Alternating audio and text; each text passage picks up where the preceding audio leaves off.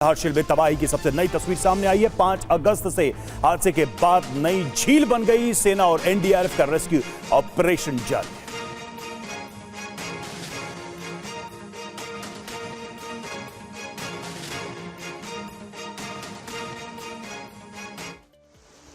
उत्तरकाशी में भारी बारिश हो रही है। हेलीकॉप्टर ढक दिए गए हैं। मौसम खराब हो गया है। नतीजा एक बार फिर धराली तक पहुंच रही मदद रुक गई है।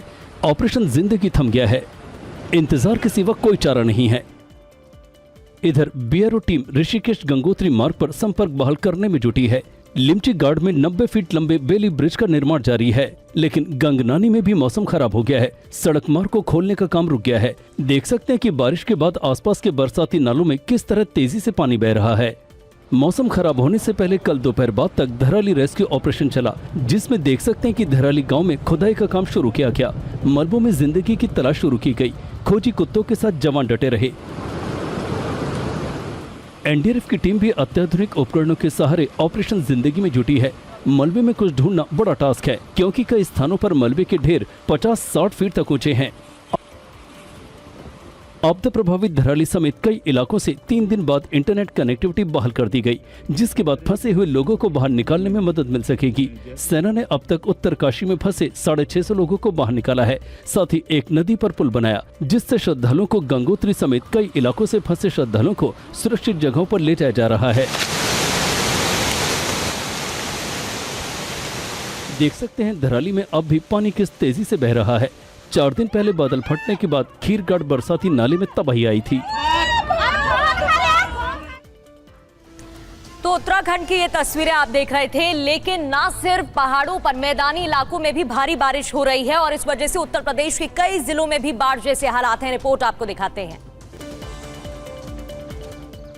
मैदानी इलाके में भी मानसून की बारिश से तबाही हो रही है। रामगंगा नदी के कटाव की तस्वीरें मुरादाबाद की हैं। गांव को जोड़ने वाला पुल खुद ही रामगंगा के बीच फंसा है। जलस्तर लगातार बढ़ रहा है। भारी मात्रा में पानी लालबाग वार्ड 55 के पार को पार करता हुआ बस्ती तक पहुंचा है।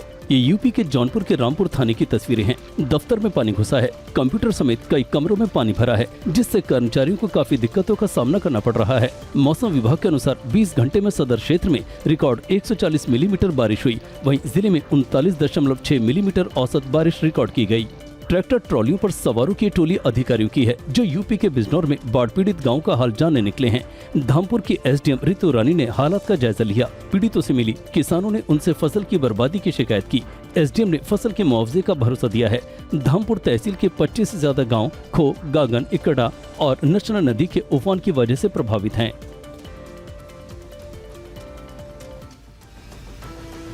और अब से कुछ देर बाद प्रधानमंत्री मोदी भी राखी बंधवाएंगे। रक्षा बंधन में क्या खास है, देखिए इस रिपोर्ट।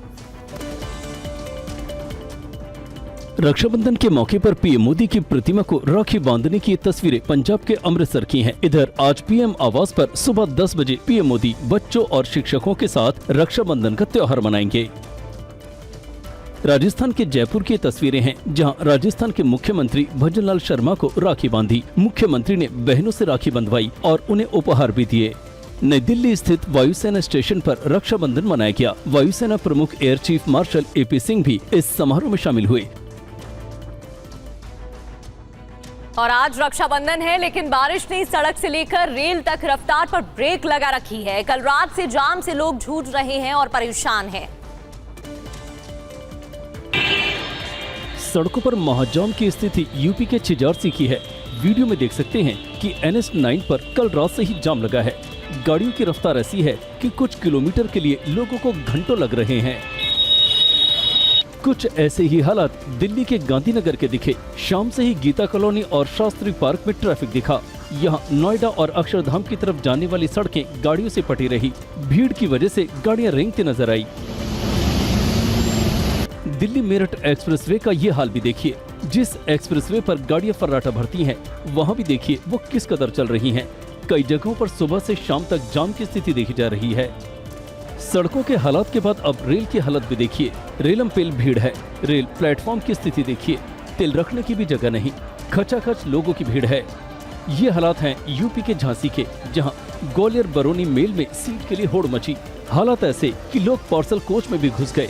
बड़ी मुश्किल से आरपीएफ ने कोच को खाली कराया। पहाड़ों पर लगातार बारिश जारी है। उत्तराखंड के बाद हिमाचल प्रदेश में भी बारिश का कहर देखने को मिल रहा है। सुन रहे हैं पहाड़ी के दरकने की भयानक आवाजें। ये तस्वीरें हिमाचल के कुल्लू स्थित मणिकर्ण घाटी की हैं। बरशेणी गांव के सामने कल देर शाम एक पहाड़ी अचानक दरक गई। करीब 20 सेकंड तक लगातार पेड़ पौधों के साथ बड़ी बड़ी चट्टानें गिरती रही। गनीमत रही कि भूस्खलन से रिहायशी इलाका दूर था, इससे कोई खास नुकसान नहीं हुआ। रोंगटे खड़े कर देने वाली आवाज के साथ पहाड़ों से उतरते पानी की तस्वीरें भी कुल्लू की हैं, जहां मंडी कुल्लू हाईवे पर घमीरन नाले ने अचानक रौद्र रूप धारण कर लिया, जिसकी वजह से इस हाईवे पर कई जगह लैंडस्लाइड हुई है। मणिकर्ण घाटी में भी लैंडस्लाइड के बाद बादल फटने की घटना हुई, जिसके बाद भारी मात्रा में पानी के साथ मलबा नीचे उतरा। फ्लैश फ्लड की वजह से भारी मात्रा में पानी पुल पर आ गया। आनन फानन में गाड़ियां दोनों रुक गई हैं। फ्लैश फ्लड की वजह से कुछ जगहों पर कई गाड़ियों के बहने की भी खबर है। हिमाचल के मंडी की भयावह तस्वीर देखिए। ये तस्वीरें हडोकी टनल की हैं, जहां कई गाड़ियां फंसी हैं। फ्लैश फ्लड और भूस्खलन की वजह से रेस्ट नाला से टनल के अंदर भारी मात्रा में मलबा घुस गया। ड्राइवर्स को गाड़ी छोड़कर भागने को मजबूर होना पड़ा। कल देर शाम भारी बारिश के बाद कई इलाके जलमग्न हो गए। चंडीगढ़ मनाली नेशनल हाईवे एक बार फिर लैंडस्लाइड और भारी मात्रा में पानी आने की वजह से बंद हो गया है। इस बीच एक स्कॉर्पियो देखिए किस तरह मलबे में फंस गई, जिसे बड़ी मशक्कत के बाद जेसीबी के जरिए बाहर निकाला गया। हाईवे जाम होने से दोनों तरफ सैकड़ों गाड़ियां 9 मील, कैंची रोड, दवाड़ा और पनारसा के पास फंसी हैं। बद्रीनाथ नेशनल हाईवे की तस्वीरें हैं, जहां 2 दिन बाद देर रात श्रद्धालुओं और वाहनों की आवाजाही शुरू हो पाई। पीपलकोटी के भनेर पानी नाम की जगह पर लैंडस्लाइड से सड़क टूट गई थी। बढ़ते आगे, आरएसएस प्रमुख मोहन भागवत ने कहा है कि पूरी दुनिया बढ़ती अर्थव्यवस्था नहीं बल्कि भारत को अध्यात्म के लिए महत्व देती है। दूसरों के लिए जीने की भावना ही देश को महान बनाती है। आरएसएस प्रमुख मोहन भागवत ने कहा है कि दुनिया भारत के इस बात से आश्चर्यचकित है कि उसकी अर्थव्यवस्था कितनी तेजी से बढ़ रही है। भागवत ने नागपुर में एक मंदिर में आयोजित कार्यक्रम में कहा कि दूसरों के लिए जीने की भावना ही भारत को सचमुच महान बनाती है। अगर हम 3000 अरब अमेरिकी डॉलर की अर्थव्यवस्था बन भी जाएं, तो दुनिया को इससे कोई आश्चर्य नहीं होगा, क्योंकि कई देश हैं जिन्होंने ये उपलब्धि हासिल की है। अमेरिका अमीर है, चीन अमीर हो गया है, कई चीजें ऐसी हैं जो अन्य देशों ने की हैं और हम भी करेंगे, लेकिन दुनिया में अध्यात्म और धर्म नहीं है जो हमारे पास है।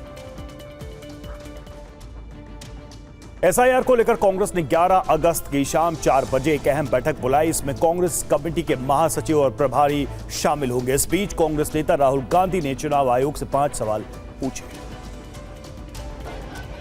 वोटर लिस्ट को लेकर कांग्रेस चुनाव आयोग पर हमलावर है। वोट चोरी के आरोप मढ़ रही है, प्रदर्शन कर रही है। इधर राहुल गांधी ने सोशल मीडिया के जरिए चुनाव आयोग से 5 सवाल पूछे हैं।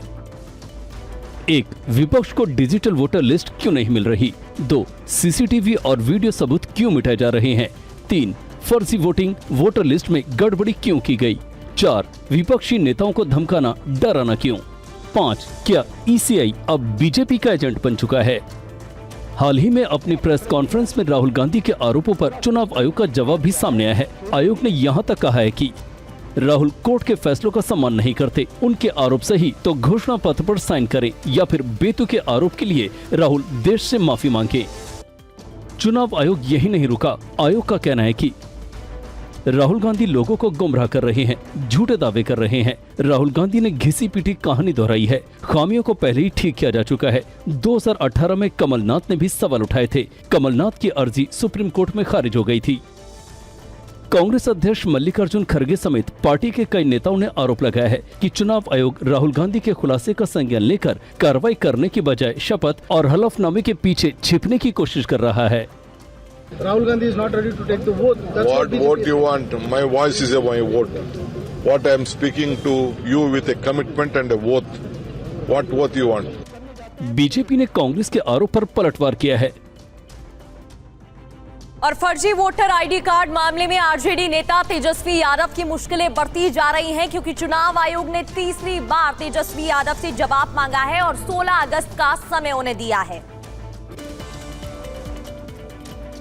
एक प्रेस कॉन्फ्रेंस में एसआईआर विवाद को लेकर तेजस्वी यादव ने अपने मतदाता फोटो पहचान से फर्जीवाड़े का आरोप लगाया था। इस मामले में अब आयोग ने 16 अगस्त की शाम 5 बजे तक कार्ड जमा करने का निर्देश दिया है। पटना सदर के अनुमंडल अधिकारी और दीघा विधानसभा क्षेत्र के लिए मतदाता पंजीयन अधिकारी ने इस संबंध में तेजस्वी को एक नया पत्र जारी किया है। कहा कि वो उस मतदाता पहचान पत्र को जाँच के लिए सौंप दे, जिसके बारे में उन्होंने दावा किया था कि वो उनके पास है, जबकि ये आधिकारिक तौर पर जारी नहीं किया गया है।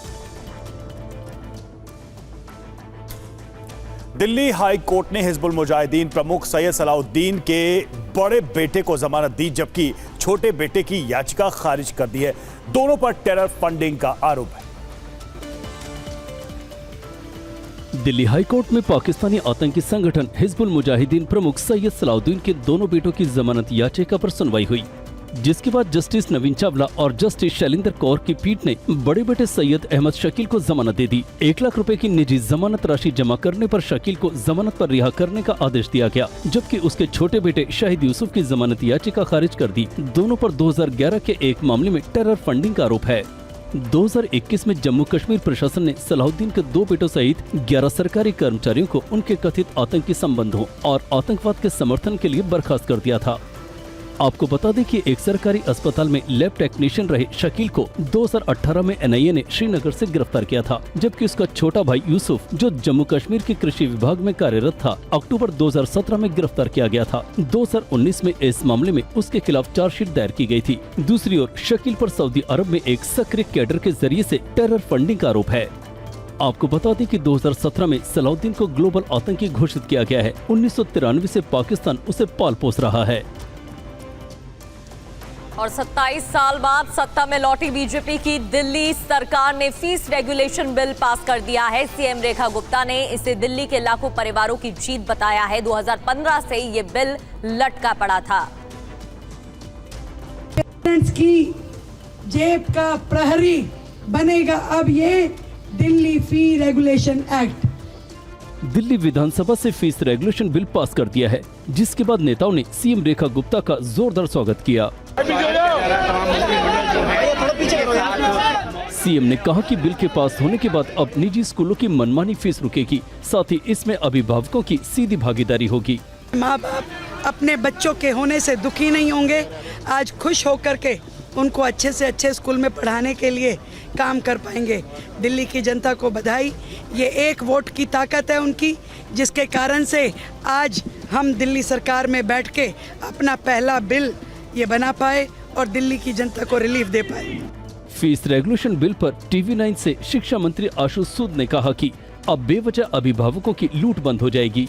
अब अभिभावकों की बेवजह लूट बंद हो जाएगी, बच्चों का लाइब्रेरी में बंद होना बंद हो जाएगा, बच्चों के साथ कोर्सिव मेथड से फीस की वसूली बंद हो जाएगी, उनके रोल नंबर रोकने के प्रावधान बंद हो जाएंगे।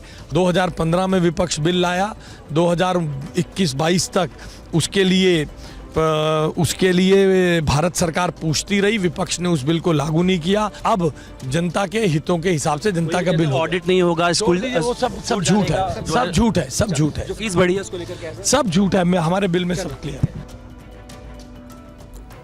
दिल्ली विधानसभा ने फांसी घर का नाम बदलकर टिफिन रूम कर दिया है। विधानसभा अध्यक्ष जितेंद्र गुप्ता ने कहा कि पिछली सरकार का दावा गलत था, जांच के लिए मामले को विशेषाधिकार समिति के पास भेजा जाएगा। कथित फांसी घर को टिफिन कक्ष में तब्दील कर दिया गया है। दिल्ली विधानसभा में जिस हिस्से पर पहले फांसी घर लिखा था, उसको हटाकर स्पीकर ने टिफिन कक्ष लिखवा दिया है। इस बात की जानकारी खुद स्पीकर विजेंद्र गुप्ता ने सदन में चर्चा के दौरान दी। बीजेपी का कहना है कि पूर्व मुख्यमंत्री अरविंद केजरीवाल ने 9 अगस्त 2022 को इस कथित फांसी घर का उद्घाटन किया था। दिल्ली सरकार का तर्क है कि 1911 में जब ये इमारत बनी थी, तब ये टिफिन घर था। उस वक्त ऊपर खाना बनाया जाता था, जिससे रस्सी के जरिए नीचे सदस्यों तक पहुँचाया जाता था।